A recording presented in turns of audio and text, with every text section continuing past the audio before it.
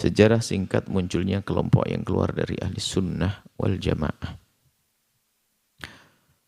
Sebetulnya yang ada hanyalah Islam. Tidak ada tambahan-tambahan Islam ini, Islam itu. Ada Islam.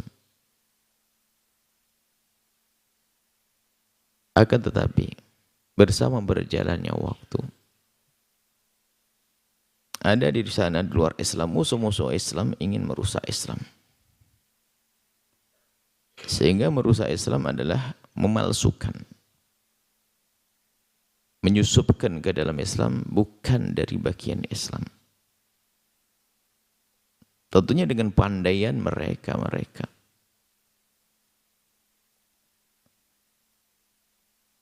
Atau karena futuhat Islam semakin berkembang, mau tidak mau di situ ada interaksi antara agama Islam, ada pertemuan antara budaya-budaya Islam dengan budaya lain.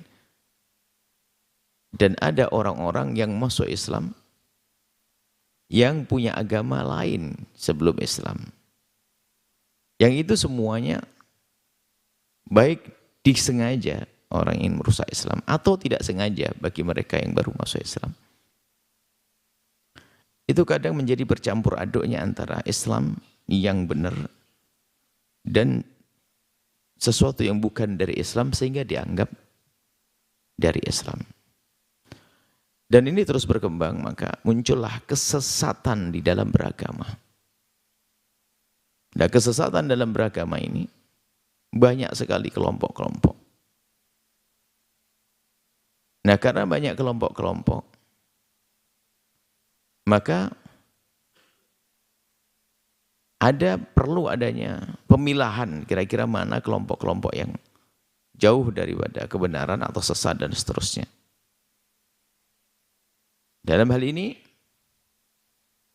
Allah Subhanahu wa taala mengutus, sudah dibaca pada pertemuan yang lalu. Allah mengirim mujaddid di dalam urusan agama, pembaharu di saat munculnya kelompok-kelompok yang sesat, menyesatkan, bahkan keluar dari Islam. Allah mengirim seorang imam besar yang bernama Imam Abul Hasan Al-Asy'ari. Dan juga Imam Abu Mansur Al-Maturidi. Ada satu lagi yang akan tapi jarang disebut, yaitu Abu Ja'far At-Tahawi. Apa yang mereka lakukan? Yang mereka lakukan adalah memangkas benalu-benalu, mengeluarkan sesuatu yang bukan dari Islam. Sehingga yang tersisa adalah akidah yang benar. Dan akidah yang benar kan perlu ciri. Di saat sudah berbaur, bercampur aduk antara yang benar dan tidak yang benar, maka yang benar itu harus ada cirinya. Sebab kalau tanpa ada ciri yang khusus, maka bisa dianggap sama dengan yang lainnya. Maka ciri akidah yang benar tersebut sudah disampaikan kepada pertemuan yang lalu, ada pondasi. Pilar-pilar yang menyanggah akidah yang benar adalah ada cinta sahabat Nabi radhiyallahu ta'ala anhu dan cinta ahli bait Nabi Muhammad sallallahu alaihi wasallam. Jadi jika salah satunya runtuh, maka runtuhlah. Maka bukan akidah yang benar. Kemudian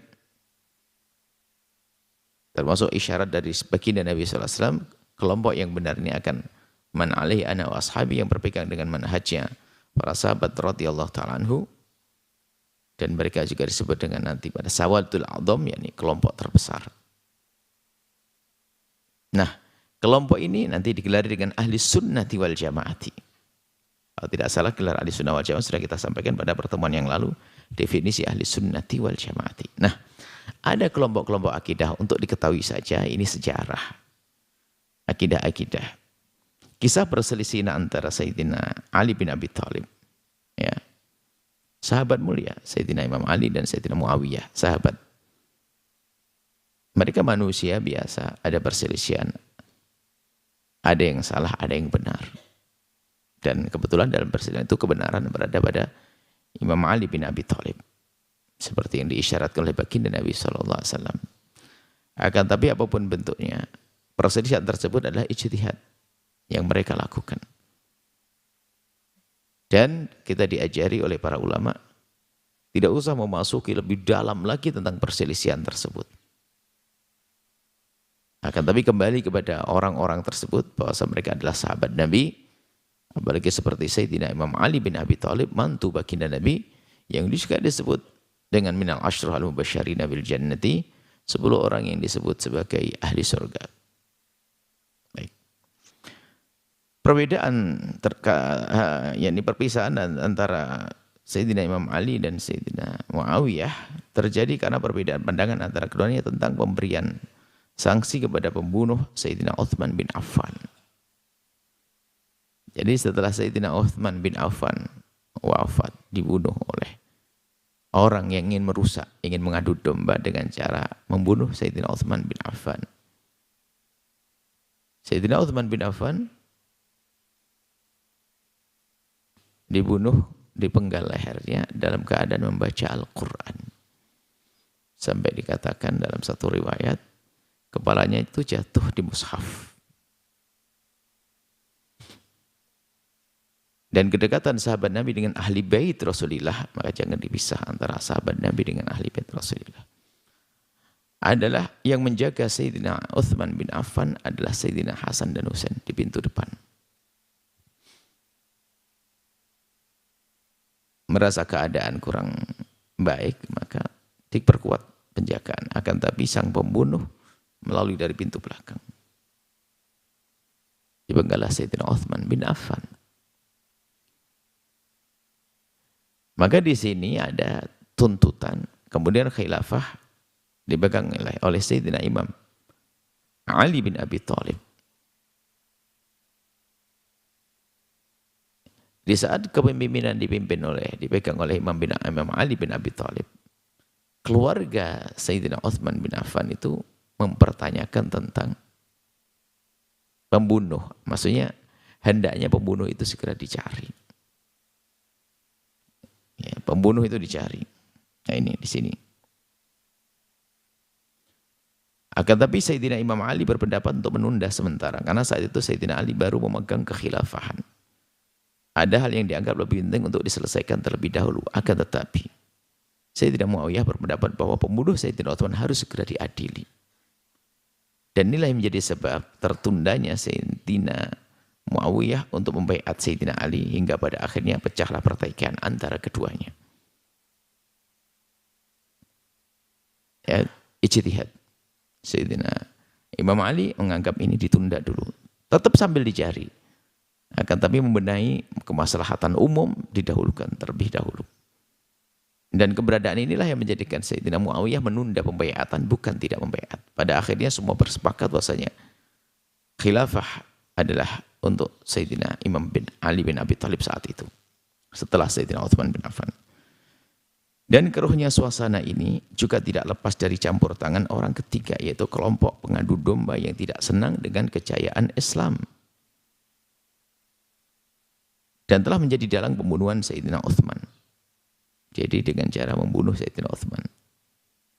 Sekaligus menjadi sebab terjadinya perang Jamal, yaitu perselisihan antara Sayyidina Ali dan Siti Aisyah. Karena bersatunya Sayyidina Ali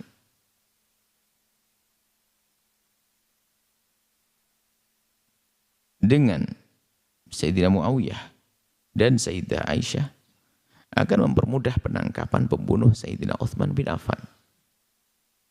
Jadi pembunuh ini memang sudah terencanakan, ingin merusak Islam. Jadi melihat, tadi tidak ingin Imam Ali dengan Sayyidina Muawiyah itu bertemu, apalagi dengan Sayyidah Aisyah. Bagaimana dibuat ini tidak bisa bertemu, sehingga susahlah untuk menangkap sang pembunuh. Perselisihan antara Sayyidina Ali dan Sayyidina Muawiyah diakhiri dengan akad damai antara keduanya yang disebut dengan tahkim. Akan tapi akad damai tersebut tidak serta-merta diterima oleh kelompok yang ingin mengadu domba. Lagi-lagi mengadu domba tidak senang dengan akad damai tersebut. Dalam akidah ahlis sunnati wal jamaati tidak diperkenankan, ingat, dalam akidah kita tidak diperkenankan mencaci dan meremehkan siapapun di antara Sayyidina Ali dan Sayyidina Muawiyah. Karena kejadian itu merupakan ijtihad mereka sebagai sahabat Nabi SAW, sahabat besar. Sejak itulah muncul beberapa kelompok yang menjadi benih kesesatan dalam berakidah. Sekelumit tentang perang Jamal, Sayyidina Ali dengan Sayyidat Aisyah. Itu ceritanya ada beberapa orang menghadap kepada Sayyidat Aisyah. Menuntut, minta petunjuk, sekaligus mengajak Siti Aisyah untuk menghadap kepada Sayyidina Ali. Menuntut kepada Sayyidina Ali agar mempercepat pencarian pembunuh Sayyidina Uthman. Yang kemudian setelah itu Sayyidat Aisyah diikuti oleh orang yang jumlahnya banyak. Pendukung banyak. Berangkatlah menuju ke tempatnya Sayyidina Imam Ali bin Abi Thalib yang saat itu sebagai khalifah. Sayyidina Imam Ali bin Abi Thalib sebagai seorang pemimpin melihat banyaknya orang yang akan datang, waspada dong. Takut ada pemberontakan dan lainnya. Biarpun kedatangan Siti Aisyah bersama pasukan, bersama orang yang banyak itu bukan untuk memberontak. Akan tapi untuk meminta kepada Sayyidina Ali agar segera mencari pembunuh Sayyidina Uthman. Akhirnya Sayyidina Imam Ali melihat ramainya orang yang datang, disiapkan pasukan. Berhentilah di sebuah tempat sehingga berhadapan-hadapan antara pasukan dengan pasukan. Rombongan Sayyidina Aisyah, rombongan Sayyidina Ali berhadapan-hadapan. Masing-masing kelompok ada wakil yang datang. Wakil yang berdiskusi. Wakil dari Sayyidina Imam Ali menanyakan apa tujuan daripada Siti Aisyah untuk datang. Ternyata dijawab bahwasanya tujuannya adalah untuk mencari pembunuh, untuk meminta kepada Imam Ali agar mempercepat pencarian pembunuh Sayyidina Uthman. Utusan Sayyidina Ali mengatakan, baik, kami memang seperti itu, hanya kita tertunda karena sibuk ngurusi negara ini. Cuman karena kalian sudah pada datang, ini kesempatan kita untuk bersama-sama untuk menyelesaikan masalah. Rupanya cocok ini sebetulnya, tujuannya sama.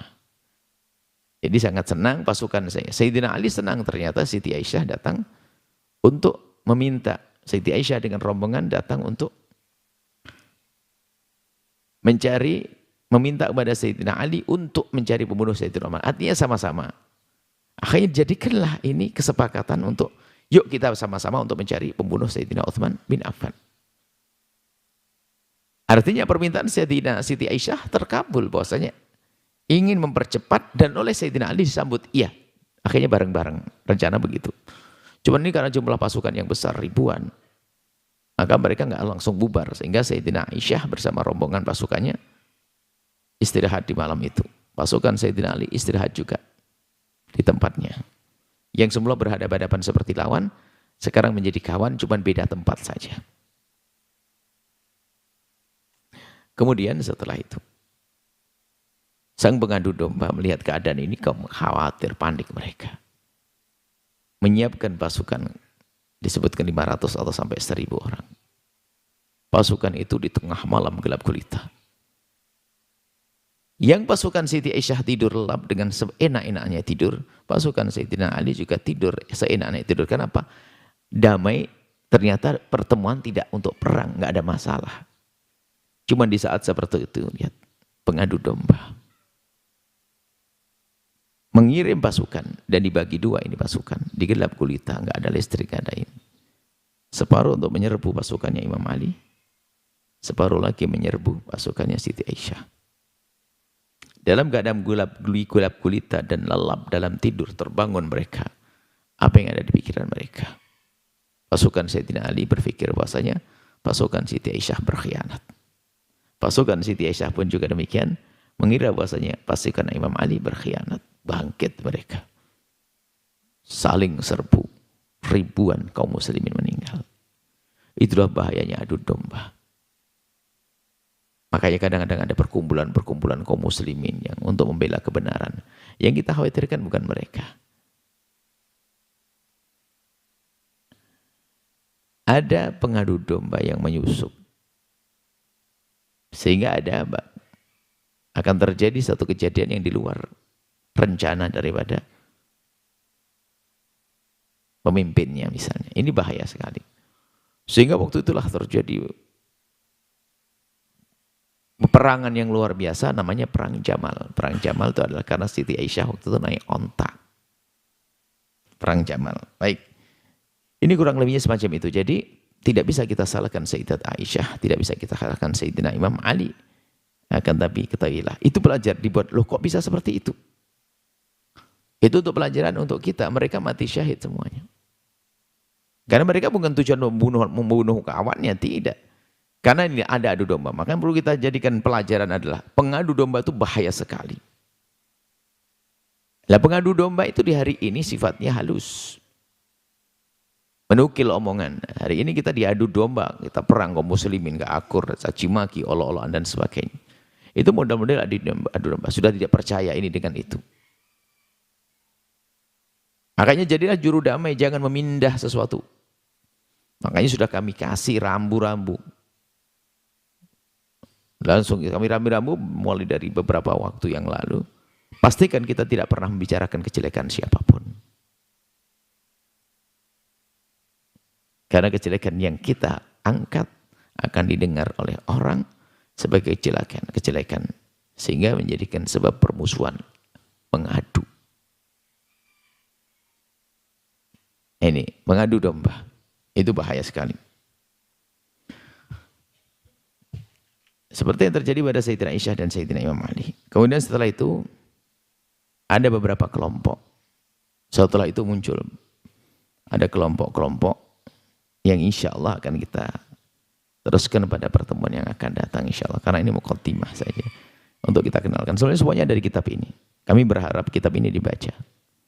Aqidah 50 ini hendaknya dimiliki semuanya. Tujuan kami apa? Penguatan akidah itu penting. Penguatan akidah itu penting. Ada silsilahnya setelah ini, setelah Aqidah 50, ada Sama'iyat. Yang sudah ada juga bukunya, yaitu tentang apa? Tentang berita-berita yang harus kita yakini karena disebutkan di dalam Al-Quran. Atau hadis yang mutawatir yang sangat jelas makna dan benar datangnya dari Nabi. Berita tentang sesuatu yang akan terjadi. Mulai dari setelah kematian, alam barzah, dibangkitkan, padang mahsyar dan seterusnya. Shiratal Mustaqim, pembagian buku amal, minum telaga Nabi, dan seterusnya sampai masuk surga. Itu ada dalam Sama'iyat.